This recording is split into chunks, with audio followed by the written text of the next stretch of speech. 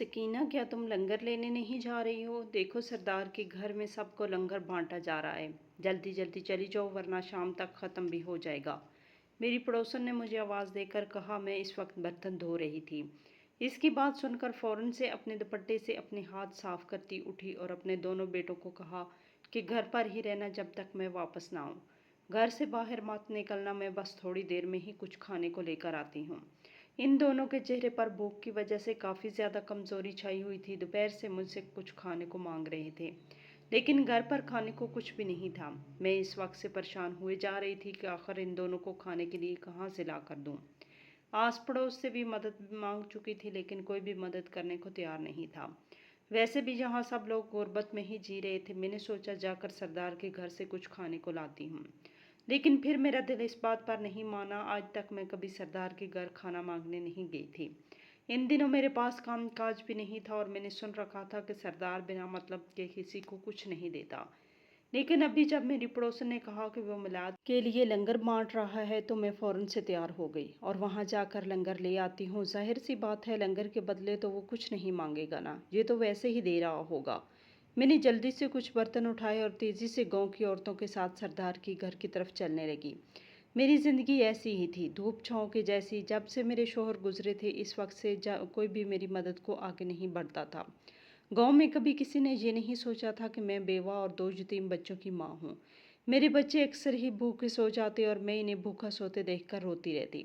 कभी कभी कोई मुझ पर तरस खाकर मुझे कोई काम दे देता जिससे मेरा थोड़ा बहुत गुजारा हो जाता था।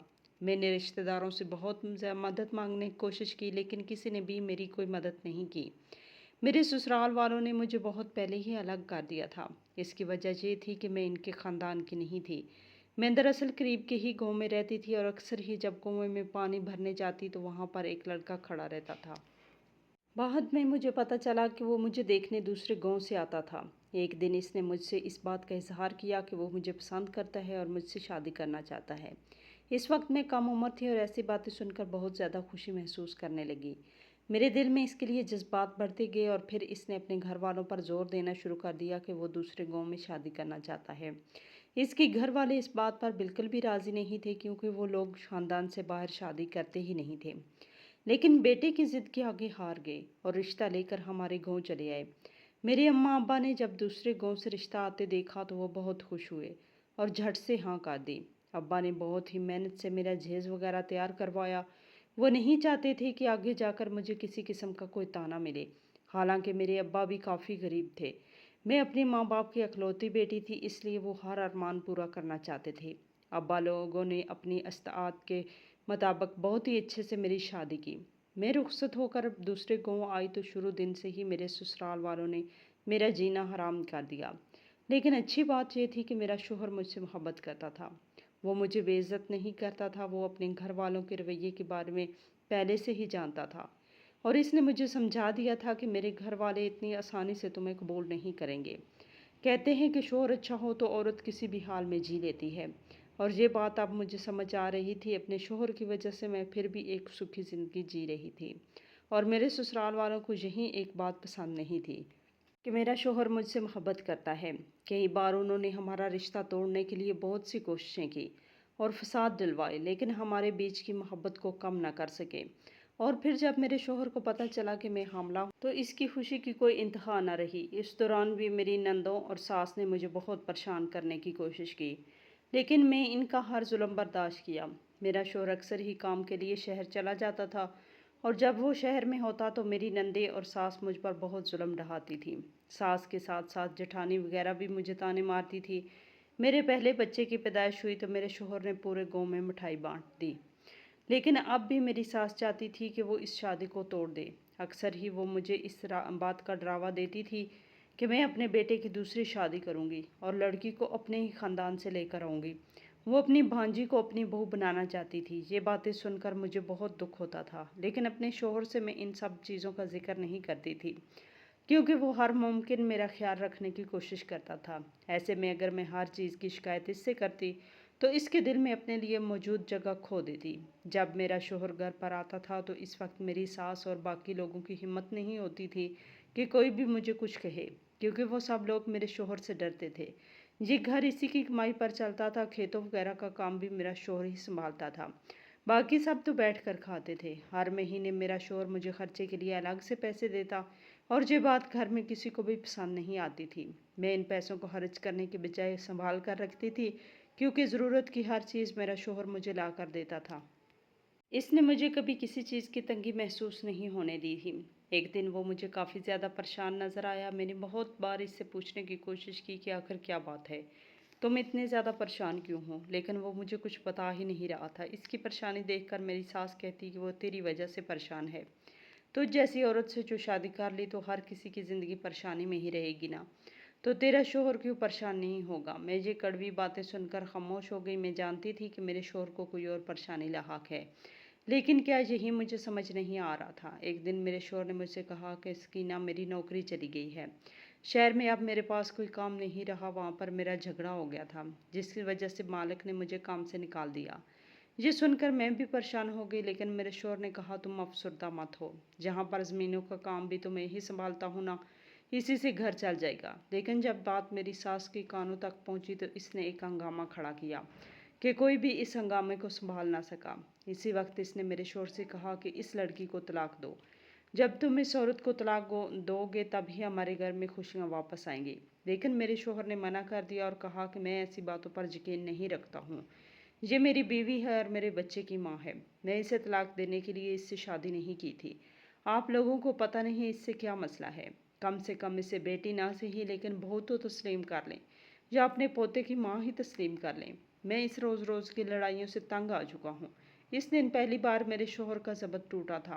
पहले ही वो परेशान थे, ऊपर से इन सब का रवैया इन्हें मज़ीद परेशानी में मुब्तला कर रहा था।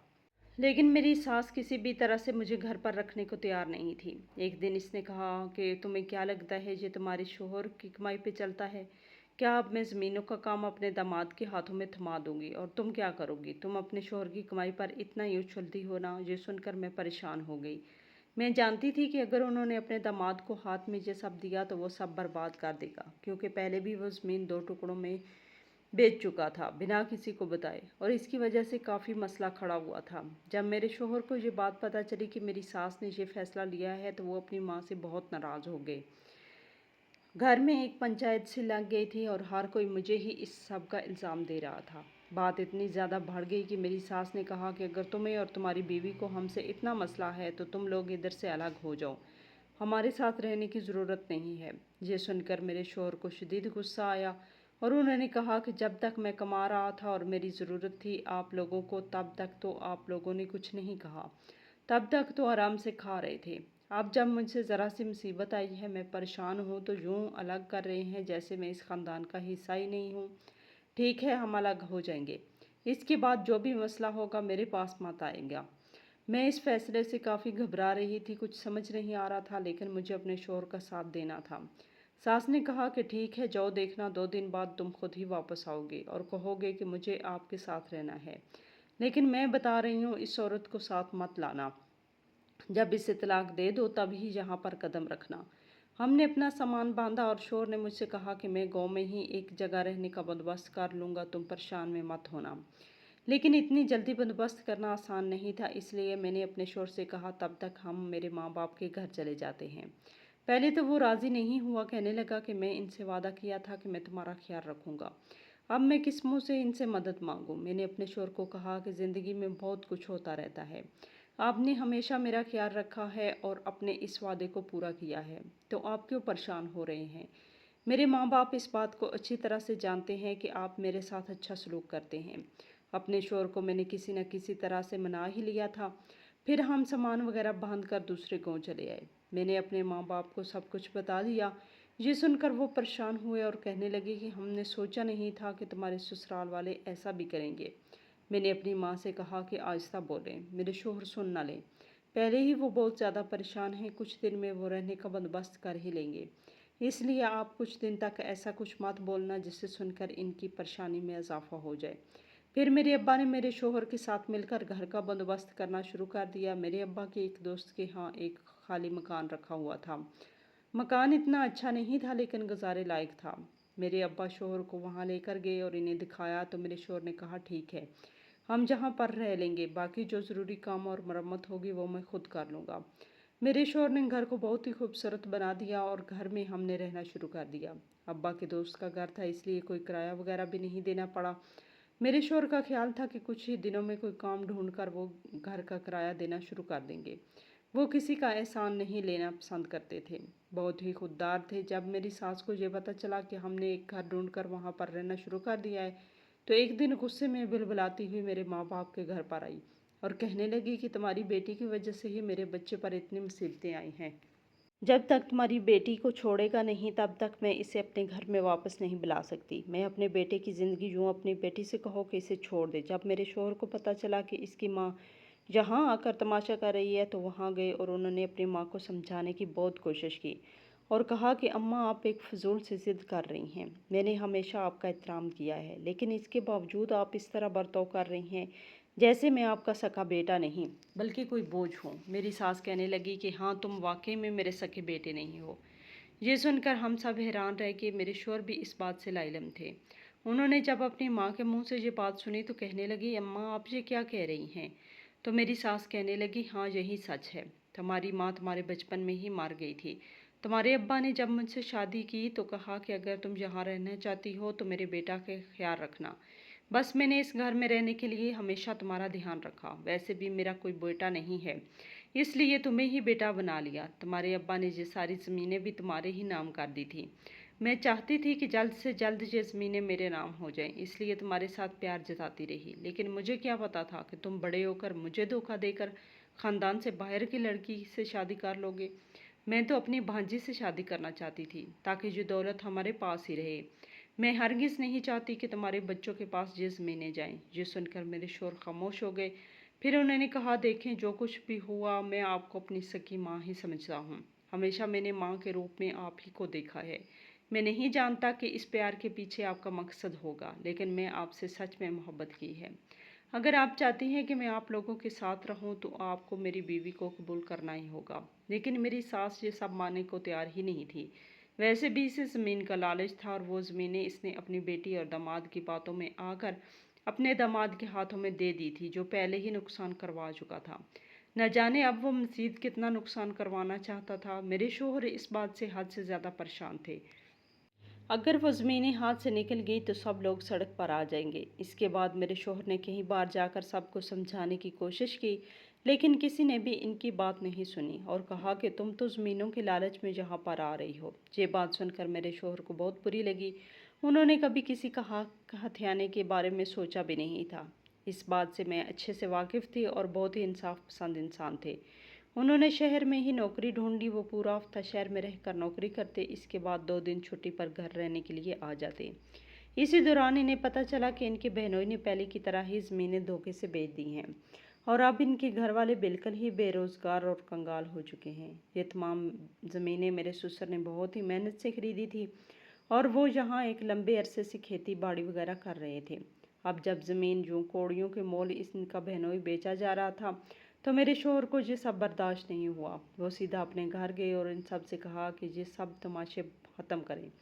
आखिर कब तक ज़मीनों को यूँ औने पौने दामों बेचते रहोगे? मेरी नान ये सुनकर गुस्सा करने लगी और कहने लगी कि तुम होते कौन हो मेरे शौहर के बारे में ऐसी बातें करने वाले?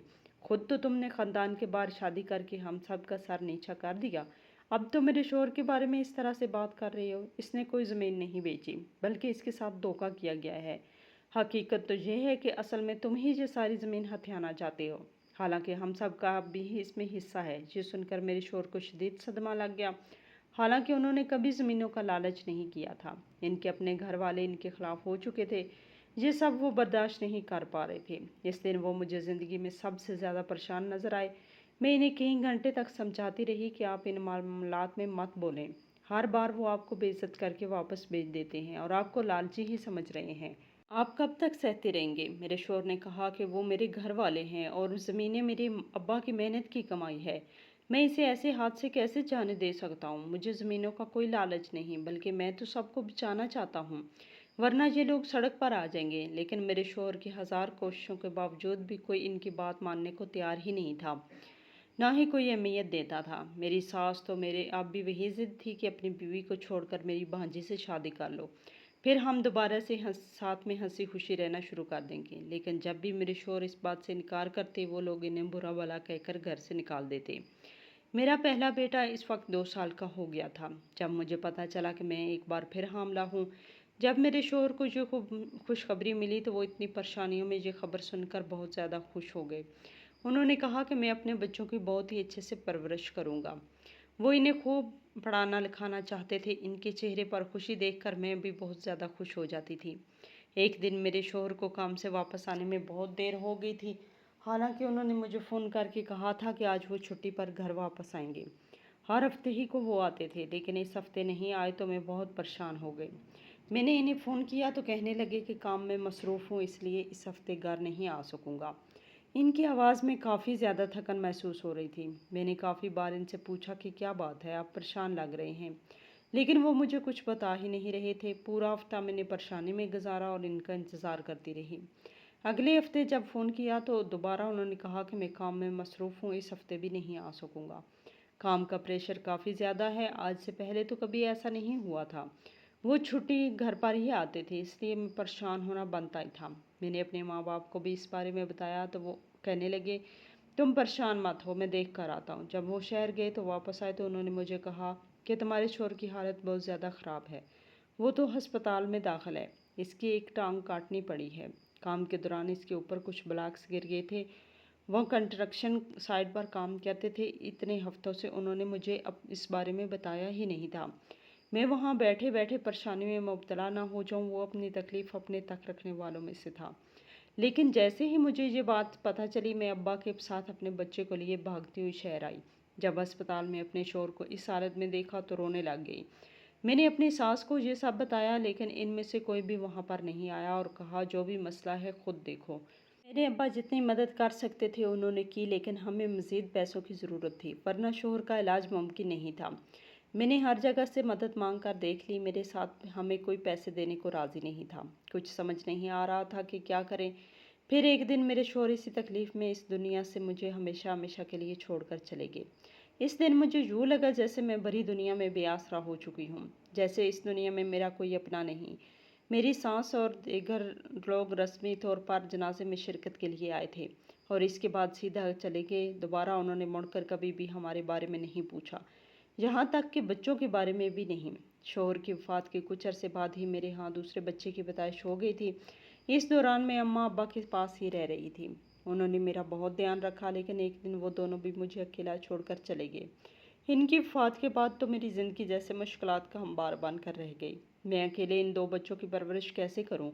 मुझे कुछ समझ नहीं आ रही थी। शुरू शुरू में तो मेरे पास जब पैसे ख़त्म हो गए तो समझ नहीं आया कि क्या काम करूं। लोगों से बहुत मदद मांगी, लेकिन किसी ने कोई मदद नहीं की। फिर सोचा कि जाकर अपने मरहूम शौहर के ख़ानदान वालों से बात करती हूँ। वो बच्चे इनके रिश्तेदार हैं, हो सकता है कि वो मेरे मरहूम शौहर की जायदाद में इनका कुछ हिस्सा दे दें, जिससे भी अपने बच्चों की मुस्तकबिल बना पाऊँ। जब मैंने ये बात वहाँ जाकर की तो उन्होंने मुझे ये कहकर धक्के मारते हुए निकाल दिया कि तुम कौन हो, हम तुम्हें नहीं जानते, तुम्हारा शौहर हमारा कुछ नहीं लगता। ये सुनकर मैं रोते हुए तड़पते हुए वापस घर आ गई।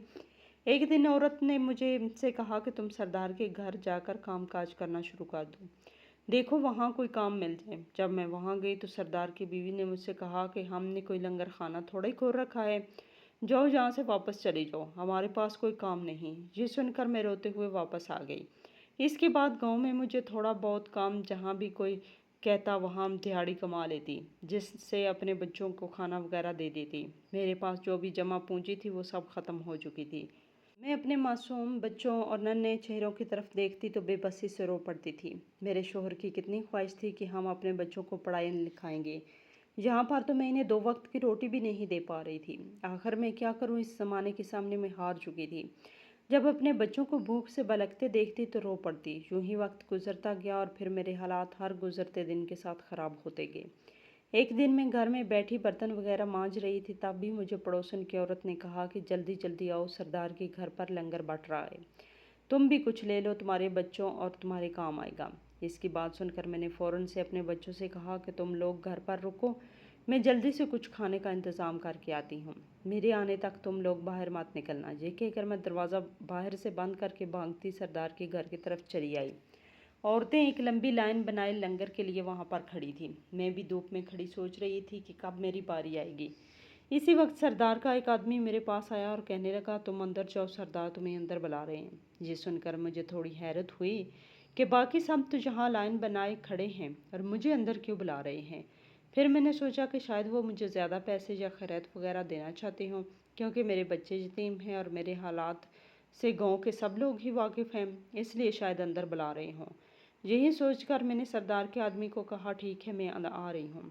پھر میں اس کے پیچھے پیچھے گھر کے اندر چلی گئی تو گھر کے اندر سے کافی بڑا بنا ہوا تھا۔ میں دل ہی دل میں دعائیں کر رہی تھی کہ سردار مجھے کچھ زیادہ پیسے دے دے، لیکن میں کیا جانتی تھی کہ سردار میرے ساتھ کیا کھیل کھیلنے والا ہے۔ ملازم مجھے اندر لے کر گیا اور کہا کہ اس کمرے میں چلی جاؤ، سردار یہیں پر تمہارا انتظار کر رہے ہیں۔ میں تھوڑا گھبرا گئی اور کہا کہ کمرے میں کیوں؟ یہاں بار مل لیتے ہیں۔ وہ کہنے لگا، پریشان نہیں ہو، اندر سب لوگ موجود ہیں۔ یہ کہہ کر وہاں سے چلا گیا۔ میں نے ڈرتے ڈرتے دروازے پر دستک دی تو اندر سے سردار کی آواز آئی، آ جاؤ۔ میں نے دروازہ کھول کر دیکھا تو اندر کوئی بھی نہیں تھا، صرف سردار موجود تھا۔ حالانکہ ملازم نے کہا تھا کہ یہاں پر سب لوگ موجود ہیں، لیکن جب میں نے اسے اکیلے دیکھا تو سوچا کہ یہاں سے فوراً سے نکل لیتی ہوں، لیکن سردار نے آواز دے کر مجھے روک لیا اور کہا کہ کہاں جا رہی ہو؟ گھبراؤ مت، میں تمہارا کچھ نہیں بگاڑنے والا، کسی کام سے میں نے تمہیں بلایا ہے۔ میں جانتا ہوں کہ تم مجبور ہو، تمہارے گھر میں کھانے کو کچھ نہیں۔ اگر تم پہلے مجھے بتایا ہوتا تو میں تمہاری اسی وقت مدد کر دیتا۔ پہلے تم میرے پاس کیوں نہیں آئی؟ یہ کہتے ہوئے وہ اپنے بستر سے اٹھ کر میرے قریب آیا۔ میں گھبرا کر الٹے قدموں پیچھے ہٹی تو اس نے فوراً سے دروازہ بند کر دیا۔ میں بھاگتے ہوئے دروازے کی طرف گئی اور کہا، دروازہ کھولو، لیکن وہ دروازہ ہی نہیں کھول رہا تھا۔ چابی اس کے ہاتھ میں تھی، اس نے دروازہ اندر سے لاک کر دیا۔ مجھے کچھ غلط ہونے کا احساس بہت ہی شدت سے ہو رہا تھا۔ میں نے زور زور سے دروازہ بجانا شروع کر دیا، لیکن باہر سے کوئی بھی دروازے کی آواز نہیں سن رہا تھا اور نہ ہی دروازہ کھول رہا تھا۔ میں بہت بری پھنس چکی تھی، اپنا آپ کیسے بچاتی کچھ سمجھ نہیں آ رہا تھا۔ میں نے سردار سے منتیں کرنا شروع کر دی کہ دیکھو، مجھ پر رحم کرو، مجھے یہاں سے جانے دو، میرے بچے میرا انتظار کر رہے ہوں گے۔ میں کسی غلط ارادے سے یہاں پر نہیں آئی، صرف سردار تھا اور اپنی مونچھوں کو تاؤ دیتے ہوئے میری طرف غلط نگاہوں سے دیکھ رہا تھا۔ اس کی نگاہوں کا مفہوم سمجھتے ہوئے میں نے وہاں سے بھاگنے کا سوچا، لیکن بھاگنے کا کوئی وہاں پر دوسرا راستہ تھا ہی نہیں۔ اسی کمرے میں کوئی اور دروازہ نظر آ رہا تھا۔ سردار آگے بڑھا، اس نے میرا دوپٹہ کھینچ کر ایک طرف پھینکا اور کہا کہ تجھے میں نے یہاں پر کسی خاص مقصد کے لیے بلایا ہے۔ اگر تم مجھے خوش کرے گی تو میں تجھے تیری منہ مانگی رقم دوں گا اور تیرے سسرال والوں سے تجھے تیرے شوہر کے حصے کی زمینیں بھی دلوا کر دوں گا۔ بول، تو مجھے خوش کرے گی نا؟ یہ کہتے ہوئے اس نے مجھے بستر پر گھسیٹ دیا۔ میں نے چلاتے ہوئے اس سے کہا کہ مجھے چھوڑو اور اسے دھکا دیا، لیکن اس نے مجھے دبوچ لیا اور کہا کہ تو بہت زیادہ نخرے دکھا رہی ہے۔ جب میں تجھے آرام سے سمجھا رہا ہوں تو سمجھ نہیں آ رہا، تو چاہتی کہ ہے کہ میں تجھ پر زبردستی کروں؟ اگر میرے ساتھ سمجھوتا کرے گی تو تیری زندگی بن جائے گی۔ کیا تجھے اپنے بچوں کو پڑھانا لکھانا نہیں ہے؟ میں نے اس سے آگے ہاتھ جوڑ دیے اور کہا کہ مجھے چھوڑ دو، میں معافی مانگتی ہوں، میں دوبارہ تمہیں کبھی نظر نہیں آؤں گی۔ اس گاؤں کو چھوڑ کر ہمیشہ ہمیشہ کے لیے چلی جاؤں گی، لیکن مجھے یہاں سے جانے دو، میری عزت مت خراب کرو۔ لیکن وہ میری بات سننے پر راضی نہیں تھا۔ اس نے میرے کپڑے پھاڑنا شروع کر دیے اور میری عزت پامال کر دی۔ میں رو رو کر اس سے گریہ وزاری کر رہی تھی، لیکن وہ کچھ سننے کو تیار نہیں تھا۔ جب اس نے میری عزت پامال کر لی تو ایک طرف مزے سے بیٹھ گیا اور پیسے نکال کر میری جھولی میں پھینک دیا اور کہا کہ چل اٹھ، اپنی قیمت۔ یہ سن کر مجھے اہانت کا شدید ترین احساس ہوا۔ دل کیا کہ اسے تباہ برباد کر دوں، لیکن میں کر بھی کیا سکتی تھی؟ میں نے اپنا لباس سمیٹتے ہوئے اس سے کہا کہ دیکھنا، اللہ ابھی انصاف کرے گا اور تجھے بھیانک سے بھیانک سزا دے گا۔ میں روتے ہوئے اسے بد دعا دے رہی تھی تو وہ زور زور سے ہنسنے لگا اور کہنے لگا، تجھ جیسے غریب لوگ صرف اور صرف بد دعا ہی دے سکتے ہیں اور کچھ تو کر نہیں سکتے۔ تجھے کیا پتا کہ پیسہ ہی سب کچھ ہوتا ہے؟ اگر تو اپنا منہ بند رکھے گی اور ایسے ہی مجھے خوش کرتی رہے گی تو ہمیشہ تجھے ایسے ہی اچھے خاصے پیسے دیتا رہوں گا۔ پیسوں کو ٹھکرا کر تجھے کیا ملے گا؟ تیرا شوہر تو اس دنیا میں نہیں اور کوئی تیری مدد نہیں کرتا۔ جب میں مدد کر رہا ہوں تو نخرے دکھا رہی ہے، مجھے برے انجام کی دھمکیاں دے رہی ہے۔ میں نے ایک غصے بھری نگاہ اس پر ڈالی اور دل ہی دل میں اللہ سے دعائیں کرنے لگی۔ اسی وقت اچانک سے سردار کے منہ سے خون نکلنا شروع ہو گیا اور وہیں میرے سامنے خون کی الٹیاں کرنے لگا۔ میں نے فوراً سے اپنے کپڑے پہنے اور اٹھ کر باہر آئی۔ سامنے ہی ملازم کھڑا تھا۔ میرا دل کیا میں اس کا سر پھاڑ دوں۔ پھر میں نے کہا کہ جاؤ اپنے سردار کو دیکھو، اس پر اللہ کا عذاب آ رہا ہے، اس نے مجھ جیسی معصوم عورت کی عزت پامال کی ہے، دیکھو اللہ اس کو کیسے سزا دے رہا ہے۔ میری بات سنتے ہی وہ اندر کی طرف بھاگا اور کہنے لگا تو پاگل ہو گئی ہے کیا؟ میں بھی واپس کمرے میں آئی تو دیکھا کہ وہ خون کی الٹیاں کرتے کرتے زمین پر پڑا ہوا تڑپ رہا ہے۔ مجھے بہت خوشی محسوس ہو رہی تھی، نہ جانے اس نے کتنی عورتوں کی زندگی ایسے خراب کی ہوگی۔ سردار کے ملازم نے مجھ سے کہا کہ جلدی بتا تو نے سردار کے ساتھ کیا کیا؟ میں نے اس سے کہا کہ میں نے کچھ نہیں کیا، اس کے ساتھ جو بھی ہو رہا ہے بہت اچھا ہو رہا ہے، اسے اس کی کیے کی سزا مل رہی ہے۔ یہ کہہ کر میں الٹے قدموں وہاں سے بھاگتی ہوئی اپنے گھر کی طرف واپس گئی۔ 2 دن بعد مجھے پتہ چلا کہ سردار کو ایسی بیماری لگ گئی ہے کہ وہ کچھ بھی کھاتا پیتا ہے تو فوراً اسے خون کی الٹیاں کرنے لگ جاتا ہے۔ اس کی حالت بہت زیادہ خراب تھی تو اس کے ملازمین اسے شہر کے اسپتال میں لے گئے اور وہاں داخل کروا دیا، لیکن کوئی بھی علاج کام نہیں کر رہا۔ ڈاکٹر نے کہا ہے کہ اب یہ ساری زندگی ایسا ہی رہے گا۔ اللہ کے اس انصاف پر میں نے اللہ تعالیٰ کا بہت شکر ادا کیا۔ دوسری طرف ایک دن میری ساس میرے پاس آئی اور کہنے لگی، دیکھ بیٹی، تیرے ساتھ ہم نے جو بھی کیا وہ بہت غلط تھا، ہمیں معاف کر دے۔ جب سے ہم نے تجھے گھر سے نکالا ہمارے اوپر تو مصیبتیں ہی ٹوٹ پڑی ہیں۔ میرے داماد نے تمام زمینوں پر قبضے جما کر ہم سب کو گھر سے بے دخل کر دیا۔ میری بیٹی کو بھی مارتا پیٹتا ہے، ہمیں ایک ایک نوالے کے لیے ترساتا رہتا ہے۔ جو کچھ ہم نے تیرے ساتھ کیا وہ سب اب ہمیں بھگتنا پڑ رہا ہے۔ سچ میں اللہ کی لاٹھی بہت بے آواز ہوتی ہے۔ اب یہ بات ہمیں سمجھ میں آ رہی ہے، اگر تو ہمیں معاف کر دے تو شاید یہ مصیبت ہمارے اوپر سے ٹل جائے۔ میں چند لمحے اپنی ساس کو دیکھتی رہی اور کہا، میں تو معاف کر دوں گی، لیکن کیا تمہارا بیٹا تمہیں معاف کرے گا؟ تم نے اس کے ساتھ تو بہت ہی برا کیا۔ میں تو چلو باہر کے خاندان کی تھی، وہ تو تمہارا بیٹا تھا، ساری زندگی تم نے اس کی پرورش کی اور اسے پالا پوسا، اور جب وہ بڑا ہوا تو تم نے جائیداد کے لالچ میں اس کے ساتھ اتنا برا سلوک کیا۔ کیا ایک بار بھی تمہیں افسوس نہیں ہوا؟ یہ سن کر وہ زور زور سے رونے لگی، کہنے لگی، بہت برا ہوا ہے، یہاں تک کہ ہم اس کی جنازے پر بھی نہ رکے۔ اس وقت اپنی دولت کا غرور بہت زیادہ تھا اور تجھ سے نفرت میں ہم نے کچھ نہیں سوچا، مگر اب احساس ہو رہا ہے کہ میری ساری اولاد مجھے چھوڑ کر چلی گئی ہے۔ اگر وہ زندہ ہوتا تو کبھی بھی مجھے نہ چھوڑتا۔ اب دیکھ میں جارو مددگار ہوں، بے گھر ہوں، نہ میرے پاس کوئی رہنے کا ٹھکانہ ہے اور نہ ہی کوئی جگہ، بتا میں کیا کروں؟ ساس کی بات سن کر میں خاموش ہو گئی، پھر میں نے کہا، ٹھیک ہے آپ میرے ساتھ رہ سکتی ہیں، لیکن میرے پاس کام کاج کچھ بھی نہیں ہے، کیا آپ اس غربت میں میرے ساتھ رہ لیں گی؟ تو ساس کہنے لگی، ٹھیک ہے، کوئی مسئلہ نہیں ہے، مجھے اب پیسوں کی کوئی تمنا نہیں، میں ہر حال میں رہ لوں گی۔ انہی دنوں بابا کے ایک پرانے دوست میرے پاس آئے، انہوں نے کہا، بیٹی تمہارے ابا کی قریب کی ہی گاؤں میں ایک چھوٹی سی زمین ہے۔ میں حیران ہوئی کہ میرے ابا کی زمین دوسرے گاؤں میں کیسے ہے؟ تو انہوں نے مجھے بتایا کہ پہلے تمہارے ابا اسی گاؤں میں رہتے تھے، بعد میں اس گاؤں میں آئے تھے، وہاں پر ان کی زمین ہے، اگر تم چاہو تو اسے بیچ کر یہاں کوئی زمین خرید سکتی ہو اور اس پر کھیتی باڑی کر سکتی ہو۔ میں نے اپنی ساس سے مشورہ کیا اور ہم زمین دیکھنے چلے گئے۔ وہ زمین کافی بڑی تھی، ہم نے اسے بیچا اور اسی گاؤں میں ایک دوسری زمین خرید لی۔ میں نے اور میری ساس نے مل کر اس میں کھیتی باڑی کرنا شروع کر دی۔ ایک دن میں نے دیکھا کہ گاؤں کی عورتیں آپس میں کچھ بات چیت کر رہی ہیں۔ پوچھنے پر پتہ چلا کہ سردار کی ساری فصل کو کیڑا لگ گیا ہے اور سب کی سب خراب ہو گئی ہے، کوئی بھی انہیں خریدنے کو راضی نہیں ہے۔ سردار کی بیوی کو اپنی نوکرانی سمجھ کر پیش آتی تھی، اب ایک طرف منہ چھپائی بیٹھی تھی، پہلے ہی اس کے شوہر کی حالت اتنی خراب تھی اور دوسری طرف ان کی فصل بھی خراب ہو گئی تھی۔ وہ لوگ تقریباً سڑک پر آ گئے۔ لوگ اپنے اچھے وقت میں بہت غرور کرتے ہیں اور دوسرے لوگوں کو بہت ہی نیچ سمجھتے ہیں۔ جب خود پر ان پر مشکل کا وقت آتا ہے تب انہیں اس بات کا مطلب سمجھ آتا ہے کہ بے بسی اور غربت کیا ہوتی ہے۔ میں نے تو اپنے کھیتوں میں کام کرنا شروع کر دیا اور پھر وہی فصل بیچ کر اپنے بچوں کو پالنا شروع کیا۔ اپنے بڑے بیٹے کو میں نے اسکول بھیجا جیسا کہ میرے شوہر چاہتے تھے اور وہ پڑھائی لکھائی کرے، ان کی خواہش پر میں نے اسے وہاں بھجوایا تھا، وہ اچھا پڑھے لکھے اور اپنے پیروں پر کھڑا ہو سکے۔ میری ساس ایک دن مجھے کہنے لگی، بیٹی تم کب تک ایسے ہی رہو گی؟ تمہارے شوہر کی وفات کو بہت عرصہ گزر گیا ہے، اب تو تمہیں اپنی زندگی میں آگے بڑھ جانا چاہیے۔ میں نے حیرت سے ان کی طرف دیکھا اور کہا کہ کیا مطلب، آپ کہنا کیا چاہتے ہیں؟